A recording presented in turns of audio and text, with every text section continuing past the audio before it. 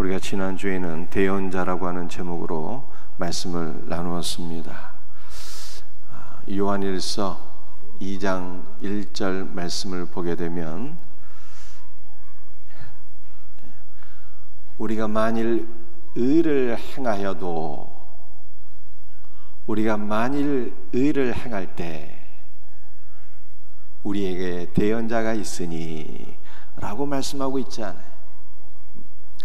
만일 누가 죄를 범하여도 우리에게 대언자가 있다 이렇게 말씀하고 있습니다. 우리가 연약하여 죄를 지을 때라도 우리를 위해서 변호해 주시는 변호사가 계시니 이것이 우리의 소망입니다. 그러므로 우리는 어떻게 살아야 되는 것입니까? 누군가를 비방하고 중상모략하는 것이 아니라 누군가를 변호해 줄 수 있는 삶을 살아야 돼요. 우리는 내일부터 3주간 특별 새벽 기도가 진행되는데 누군가를 위한 중보자가 될 수 있기를 주님의 이름으로 축복합니다. 우리 예수님은 우리의 대언자가 되실 뿐만 아니라 우리를 위한 화목제물이 되셨어요.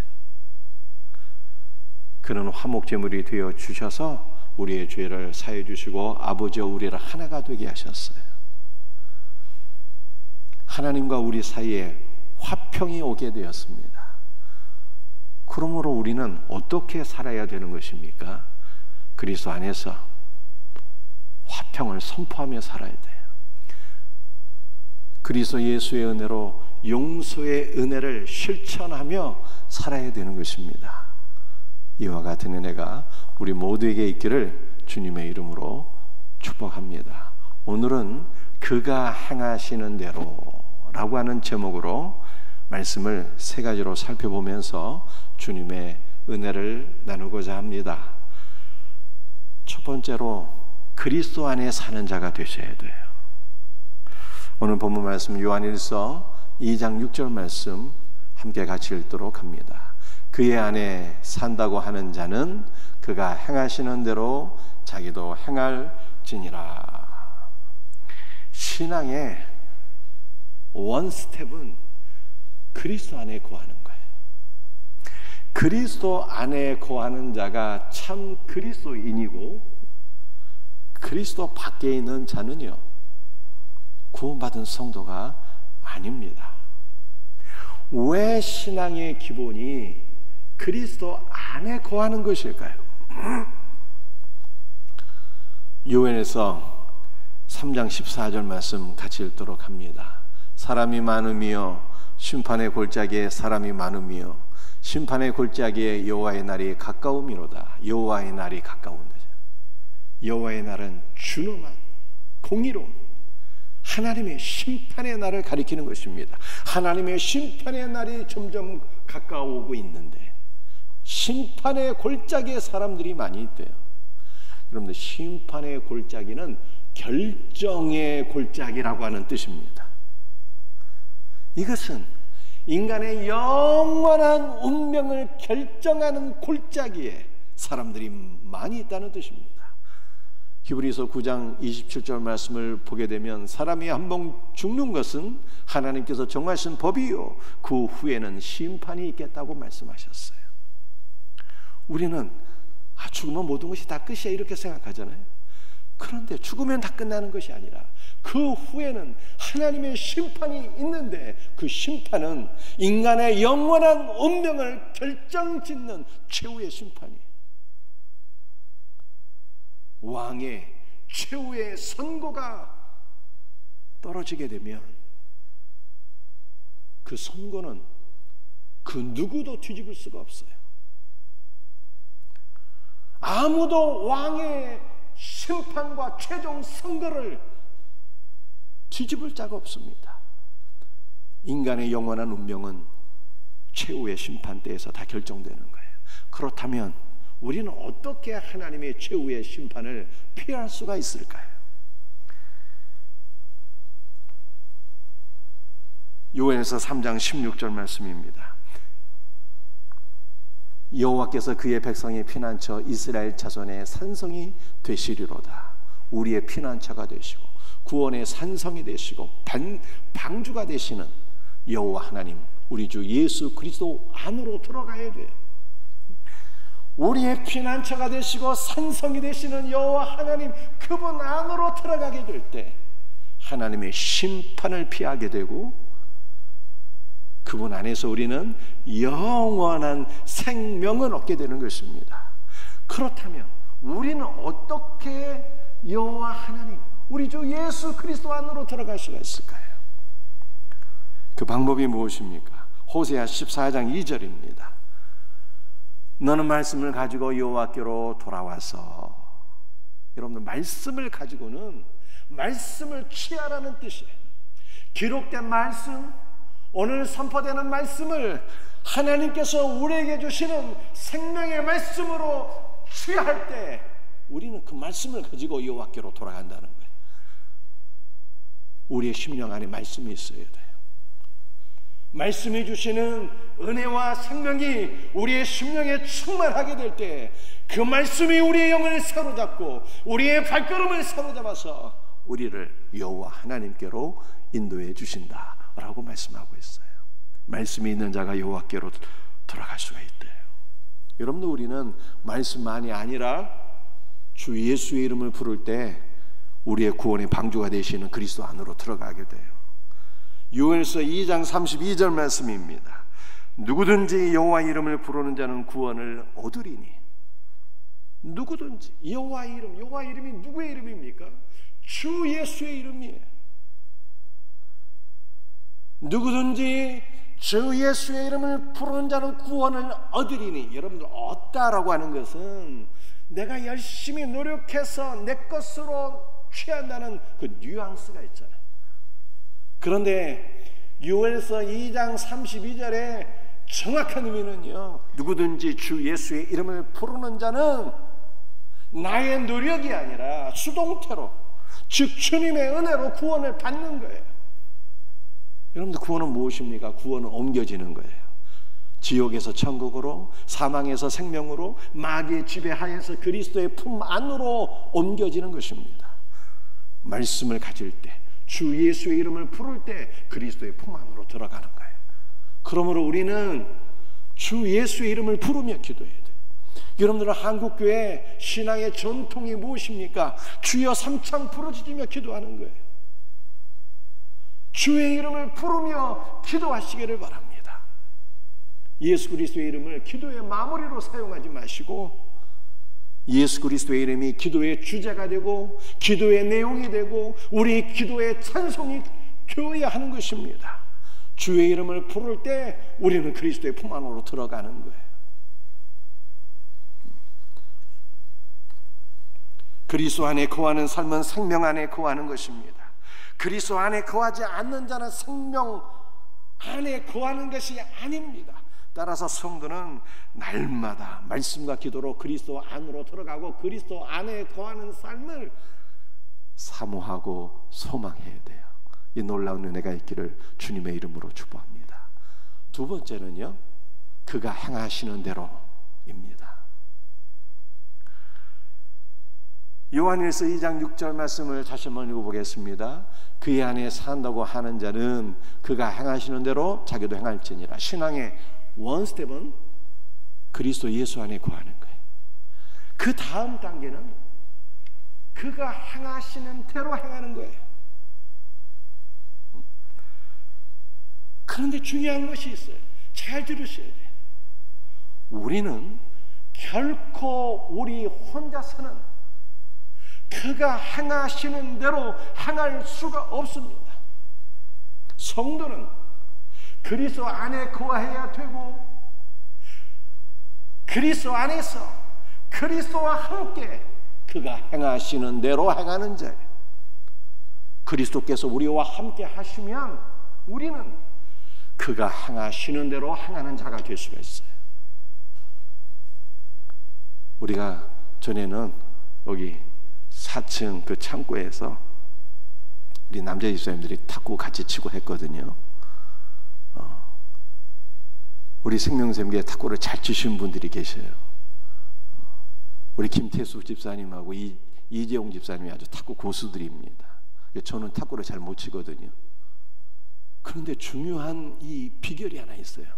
탁구를 못 치는 사람들도 탁구를 잘 치는 사람과 함께 탁구를 치게 되면요, 탁구를 잘 치게 돼요. 복식 칠 때 내 옆에 함께하는 분이 탁구 고수다. 일단 마음이 든든해지고 내가 못하는 부분을 다 커버해 주거든요. 함께 저절로 잘 치게 돼. 단식도 마찬가지. 상대방이 탁구를 잘 치는 사람이면요, 내가 잘못 보내도 상대방이 다 받아주거든. 또 상대방이 이 치는 자세를 보고 그대로 따라하게 되면요, 탁구를 저절로 잘하게 되는 거예요. 이 탁구는 누구와 함께 치느냐가 중요한 거예요. 잘 치는 사람과 함께 치면요, 저절로 잘 치게 됩니다. 그런데 우리의 인생도 마찬가지. 우리의 인생도 나 홀로서는 절대로 안 되는데 그리스도와 함께 하면은요, 이기는 삶을 살게 됩니다. 그래서 전도서에서 뭐라고 말씀했습니까? 한 사람이면 패하겠거니와 두 사람이면 능히 맞서나니 세겹절은 쉽게 끊어지지 않는다고 그랬어요. 그리스도와 함께 하면 능히 승리하게 될 것을 믿으시길 바랍니다. 그러므로 우리는 우리의 삶 전 영역에서 그리스도께서 우리와 함께 하시기를 간절히 사모해야 돼요. 우리의 가정에서도, 직장에서도, 사업장에서, 우리의 삶 전 영역에서 그리스도께서 우리와 함께 하시기를 간절히 소원해야 돼요. 그리스도께서 함께 하시면 신앙생활도 승리할 수 있습니다. 그리스도께서 함께 하시면 나 혼자는 안 되는데 그리스도께서 함께 하시면 그가 행하시는 대로 우리도 행하게 되는 거예요. 이 놀라운 은혜가 우리 모두에게 경험되어지기를 주 예수의 이름으로 축복합니다. 그리스도께서 함께 하시는 것이 얼마나 놀라운 은혜입니까? 우리는 더 본질적으로요, 그리스도께서 우리 안에 부어지셨다는 것을 깨달으셔야 돼요. 갈라디아 2장 20절 말씀을 우리 한번 같이 읽어보겠습니다. 이제 내가 육체 가운데 사는 것은 나를 사랑하사 나를 위하여 자기 자신을 버리신 하나님의 아들을 믿는 믿음 안에서 사는 것이라. 이 갈라디아 2장 20절 하반절 말씀이거든요. 근데 이 하반절에서 번역이 잘못된 것이 하나 있어요. 버리신이 아니에요. 버리신. 버리다는 것은 쓸모가 없어서 내버린다는 뜻이잖아요. 쓰레기라는 뜻 아닙니까? 예수님은 결코 쓸모없는 쓰레기가 아니에요. 예수님은 나를 사랑하사 나를 위하여 자신의 모든 것을 내어주셨다는 뜻이에요. 바울은 나를 사랑하사 나를 위하여 자신의 모든 것을 내어주신 그리스도를 믿는 믿음 안에서 살았다는 신앙 고백을 한 것입니다. 그리스도는 우리를 사랑하사 물과 피와 당신의 살을 내어주셨어요. 그리스도는 우리를 사랑하사 그리스도의 영과 생명을 주셨습니다. 그리스도는 우리를 사랑하사 그리스도의 순종의 본성도 우리에게 다 내어주셨어요. 그러므로 그리스도의 순종의 본성도 우리에게 부어 주셨기 때문에 우리는 순종의 사람이 된 것입니다. 우리는 눈에 보이는 나의 삶을 보고 그저 나의 생각을 따라서 아니야 나는 못해 이렇게 불신앙적인 고백을 하면 안 돼요. 우리는 그리스도의 말씀을 신뢰하는 자가 되어야 됩니다. 그리스도는 그리스도의 모든 것을 우리에게 내어주셨어요. 그러므로 우리는 그리스도 안에서 그가 행하시는 대로 행하는 자가 된 것을 믿으시기를 바랍니다. 에베소 5장 18절 말씀이에요. 오직 성령으로 충만함을 받으라 라고 말씀하셨어요. 여러분들 이 말씀에 보다 더 정확한 의미는 오직 성령으로가 아니라 원문에는 오직 그의 영으로 말미암아 지속적인 충만함을 받으라 입니다. 물론 그의 영은 성령을 가리키는 것이죠. 그러나 성령이 아니라 오직 그의 영이라고 기록한 것은 그의 영이 그리스도의 영임을 강조하기 위함이에요. 우리는 그리스도의 영 안에서 지속적으로 충만함을 받아야 돼요. 그리스도의 영은 우리에게 지속적으로 뭐를 충만하게 하십니까? 그리스도를 지속적으로 부어주시는 거예요. 우리는 그의 영 안에서 지속적으로 그리스도로 기름 부음을 받아야 되는 것입니다. 그럴 때 그가 행하는 대로 행하는 자가 될 수 있는 거예요. 우리는 그리스도 안에 거해야 되고요, 이미 또한 그리스도의 순종의 분석을 받았고요, 그리고 지속적으로 그의 영 안에서 그리스도로 기름 부음을 받아야 돼요. 그리고 날마다 그리스도 예수와 더불어 사귈 때 우리는 그가 행하시는 대로 행할 수 있는 자가 되는 것입니다. 고대에 너무 그리스도를 사랑하고 그리스도를 닮아서 순교한 한 성도가 있었어요. 세상이 그에게 물었습니다. 너는 누구냐? 그가 답변했습니다. 나는 그리스도인입니다. 너의 이름이 무엇이냐? 나는 그리스도인입니다. 너의 직업이 무엇이냐? 나는 그리스도인입니다. 너의 가장 소중한 것이 무엇이냐? 나는 그리스도인입니다. 그는 모든 질문에 그리스도인이라고 답변했습니다. 왜냐하면 그의 전 존재가, 그의 모든 소유가, 그가 바라고 소망하는 모든 것이 그리스도이고 그리스도 안에 쌓여져 있었기 때문입니다. 우리가 그리스도와 함께 살면 우리의 마음을 그분에게 빼앗기게 돼요. 우리가 그리스도와 함께 살면 그분은 우리의 전 존재를 새롭게 하십니다. 우리가 그리스도 안에 거하게 될 때 그리스도는 우리의 전 존재를 바꿔주시는데 그리스도를 닮은 작은 그리스도가 되게 하셔요. 그러므로 우리는 그리스도 안에서 그가 행하시는 대로 행하는 자가 되는 것입니다. 세 번째로, 우리는 구체적으로 어떠한 점에서 그가 행하시는 대로 행하는 자가 되어야 하는 것입니까? 첫 번째로 거룩이에요. 하나님은 거룩하신 분입니다. 때문에 그가 행하시는 대로 행하는 것은 우리가 거룩한 존재가 되는 것이고 거룩한 삶을 사는 것입니다. 우리가 어떻게 거룩한 삶을 살 수가 있을까요? 거룩은 하나님께 속한 것입니다. 때문에 하나님께 바쳐지는 모든 것은 다 거룩해져요. 사람이든 짐승이든 하나님께 바쳐지는 모든 것은 다 거룩한 성물이 됩니다. 구약시대의 번제는 모든 것을 불태워서 하나님께 드리는 제사였기에 헌신의 제사라고 그래요.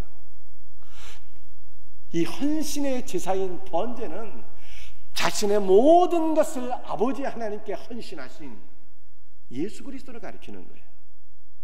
그런데 예수 그리스도께서 자신의 모든 것을 아버지께 헌신하셨을 때 우리도 그리스도 예수 안에서 아버지께 헌신된 자, 아버지께 바쳐진 자가 되었어요. 그러므로 우리는 이미 거룩한 자가 된 것입니다. 우리가 그리스도 예수 안에서 하나님께 바쳐진 존재가 되었기 때문에 이것을 믿음으로 늘 고백하셔야 돼요. 주여, 그리스도 안에서 내가 이미 아버지께 바쳐진 자가 되었나이다. 내 삶을 아버지께 바칩니다. 나의 자녀도 아버지께 바쳐지게 된 것을 믿습니다. 나의 시간도 나의 물질도 아버지께 바쳐진 것입니다 라고 늘 고백하셔야 돼요. 우리의 삶의 모든 것이 아버지께 바쳐진 것이오니 아버지께서 내 모든 것을 취하시고 아버지의 뜻대로 사용하옵소서, 이렇게 기도하셔야 돼요.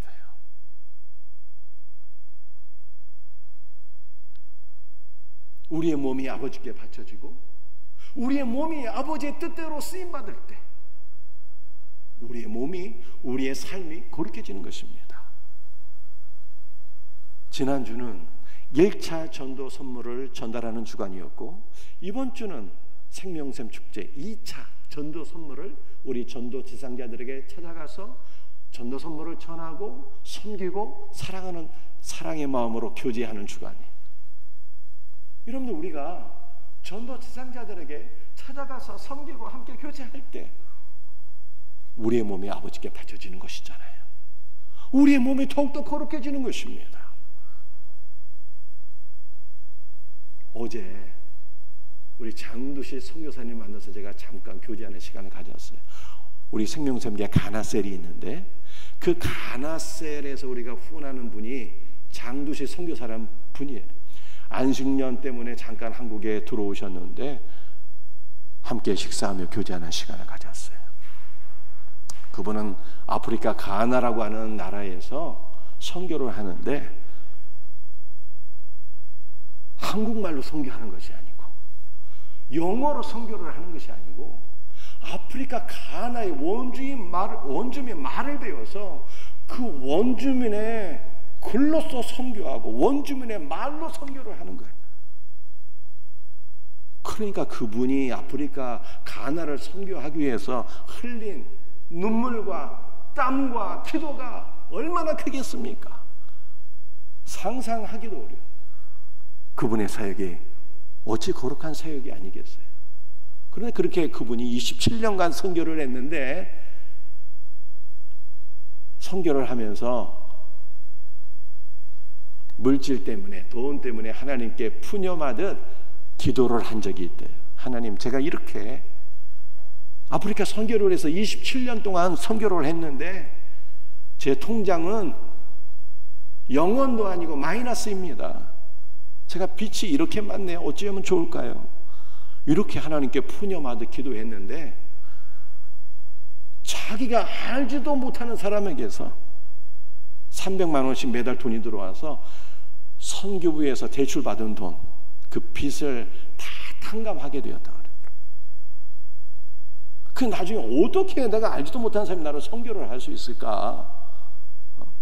깜짝 놀라서 한번 그걸 알아봤대요. 그랬더니 선교부에서 저 부산에 살고 있는 50대 그 성도에게 장두식 선교사의 선교 사역을 이렇게 적은 기도 편지를 보내주었는데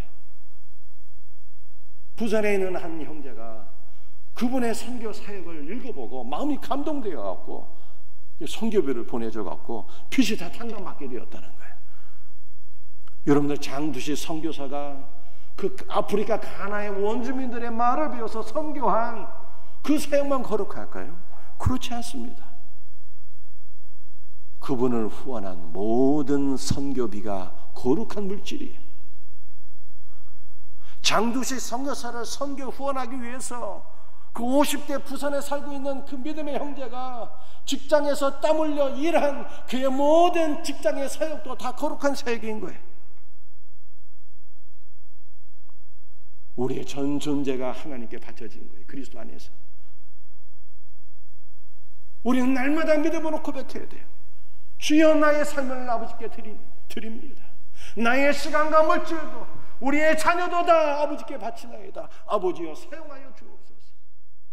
아버지께서 우리의 삶을 취하시고 우리의 존재를 취하시고 우리의 시간과 물질을 취하실 때 우리의 삶이 거룩해지는 거예요. 우리는 하나님께 쓰임받는 자가 되기를 날마다 소원해야 되는 것입니다. 이 놀라운 은혜가 있기를 주님의 이름으로 축복합니다.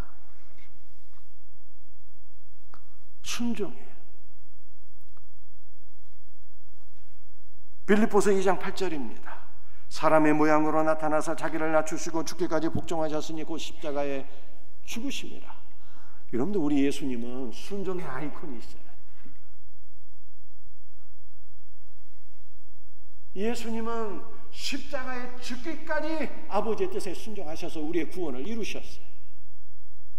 그러므로 순종의 삶을 사는 것이 그가 행하는 대로 행하는 것입니다. 여러분들, 우리는 복을 받으라면 너무 좋잖아요. 이게 은혜를 받으라면 너무 마음이 편하잖아요. 우리는 자기가 없는 자라도 하나님의 은혜를 받는다니 얼마나 감사한 일입니까? 그런데 순종을 하면 좀 이게 마음이 불편해지고 부담이 되잖아요. 내가 어떻게 순종할 수 있지? 그런데 참으로 복음이 있어요. 복음이 뭘까요? 요한일서 2장 3절 말씀이에요. 우리가 그의 계명을 지키면 이로써 우리가 그를 아는 줄로 알 것이요. 계명을 지키라고 말씀하고 있잖아요. 근데 이 계명을 지킨다는 단어가 보존하다, 간직하다, 킵한다 라고 하는 뜻이에요. 우리의 심령에 하나님의 말씀을 보존하고 간직하는 자가 되어야 돼요. 그러면 그 말씀이 우리의 영과 우리의 마음과 우리의 몸을 사로잡아서 죄인의 길로 행하지 않게 하시고 오만한 자리에 앉게 아니하시고 의의 길로 행하게 하시고 순종의 길로 행하게 하시는 거예요. 사랑하는 성도들이여, 내가 어떻게 순종할 수 있을까 고민하지 말고 염려하지 말고 하나님의 말씀, 생명의 말씀을 여러분의 심령에 날마다 킵하시길 바랍니다. 간직하고 보존하고 쌓아두시길 바랍니다. 그러면 그 말씀이 우리를 지켜주시고 그 말씀이 우리를 순종의 길로 행하게 하시는 거예요. 이 놀라운 은혜가 있기를 주님의 이름으로 축복합니다. 세 번째, 겸손이에요. 빌립보서 2장 6절 7절 말씀 함께 같이 읽도록 합니다. 그는 근본 하나님의 본체시나 자기를 비워 종의 형체를 가지사 사람들과 같이 되었고 성자 예수 그리스도는 성부 하나님과 동일 본질이시나 하나님과 동등됨을 취할 것으로 여기지 아니하시고 성육신하셔서 우리를 섬기시는 종이 되셨어요. 따라서 그가 행하는 대로 행하는 것은 우리가 겸손한 자가 되는 것입니다. 신자는 가난하고 못 배우고 나이 많은 분들을 무시하는 자가 되면 안 돼요. 여러분들 오늘날 세대가 점점 세대 차이가 벌어지고 이 젊은 세대에서 노인을 공격하는 것이 아니라 노인을 혐오하는 것이 점점 커지고 있잖아요. 너무 안타까운 시절을 우리는 살고 있어요. 그러나 신자는 어떤 삶을 살아야 되는 것입니까? 가난하고 못 배우고 나이 든 사람들을 무시하고 경멸하는 것은 그리스도를 경멸하는 거예요. 우리는 그리스도의 마음으로 연약한 자들을 섬겨야 돼요. 연약한 자들, 어린아이들, 연세 드신 분들, 새가족들, 전도 대상자들을 겸손한 마음으로 섬겨야 돼요. 이것이 그와 같이 행하는 것입니다. 네 번째는 부드러움, 친절, 용서의 마음이에요. 베드로전서 2장 23절 말씀 같이 읽도록 합니다. 욕을 당하시되 맞대어 욕하지 아니하시고 고난을 당하시되 위협하지 아니하시고. 여러분들 욕을 당하신다라고 하는 것이 현재형이에요. 예수님은 날마다 모욕을 당하시며 그렇게 사셨어요. 그러나 날마다 욕먹으셨지만 맞대어 가지 아니하시고 모든 저주와 욕설을 용서와 축복의 말로 대갚아 주셨습니다. 만일 이런 사랑의 정신이 우리에게 낯설다면 우리는 그리스도를 아직 알지 못하는 거예요. 우리는 언제나 주일이면 예배당에 나와서 예배를 드리고 있습니다. 얼마나 복된 일입니까? 그러나 예배당에 나와서 예배를 드릴지라도 용서의 은혜가 없다면, 모든 저주와 욕설을 용서와 축복의 말로 대갚아줌이 없다면 우리가 어찌 그가 행하시는 대로 행하는 자라고 말할 수 있겠습니까?